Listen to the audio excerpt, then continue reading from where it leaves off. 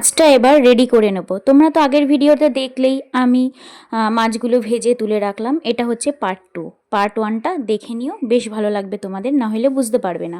আর এখানে এই যে দই আর সব যা যা মিক্সারে পেস্ট করতে লাগবে সব আমি করে রেখেছি, যাতে আমার কোনো অসুবিধা যাতে না হয়। আর এই যে আমি এখন পেঁয়াজ বাটাগুলো এখন তেলে দিয়ে দিচ্ছি। এইগুলো একটু হালকা ভাজা ভাজা হয়ে গেলে তারপরে একটা বড় সাইজেরই 1.5খানা টমেটো দিয়ে এবার দিয়ে দেবো। আর পরিমাণ মতন হলুদ নুন যা থাকে একটু দেবো, যাতে কালারটা হয়, একটু ব্রাউন কালার আসে পেঁয়াজের গায়ের রঙটা। দেখতেই পাচ্ছ কত সুন্দর কালারটা হয়েছে।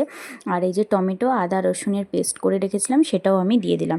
এটা একটু ভাজা ভাজা হোক।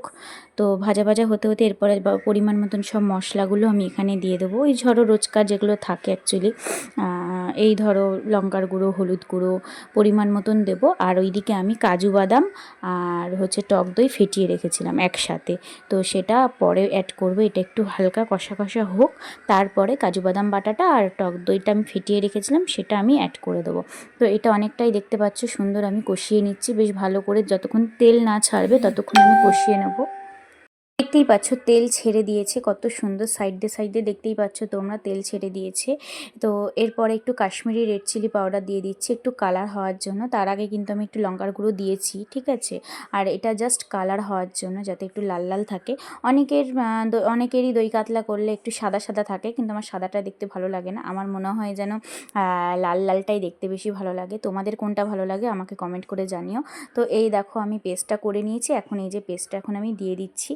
তো এর মধ্যে কিন্তু আমি দই আর কাজু বাদামটা একসাথে পেস্ট করেছি, যাতে একটা স্মুথলি একটা পেস্ট হয়। বেশ দেখো কত সুন্দর একটা ক্রিম বেশ ব্যাপার রয়েছে। তো এই পেস্টটা এরকমভাবে দিলে পারে বেশ ভালো লাগে।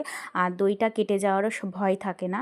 অনেক সময় কি হয়, দইটা না ফেটিয়ে দিলে দইটা কেটে যায়, ছানা ছানা ভাব হয়ে যায়। তো এইভাবে দিয়ে দেখবে বেশ ভালো লাগবে তোমাদের। তো তারপরে এই যে ভালো করে কষিয়ে টষিয়ে নিয়েছি, আর একা হাতে সবটা করছি। তার সাথে আমার শ্বশুর আর আমার বর অনেক হেল্প করছে। তো তোমরা দেখো আমার বর এখন মাটনটা ধুয়ে দিচ্ছে, আমার শ্বশুর মাছটা ধুয়ে দিয়েছিল, অনেকটাই হেল্প করেছে আমাদের। ওনারা হেল্প করেছে বলেই আমি একা হাতে সবটা সামলে উঠতে পেরেছি। তো চলো এখনকার মতন এই ব্লগটা শেষ করছি, আবারও আসছি আর একটা নেক্সট পার্ট নিয়ে। তো তোমরা দেখতে কারা কারা পছন্দ করো একটু বলো আমার ভিডিওটা।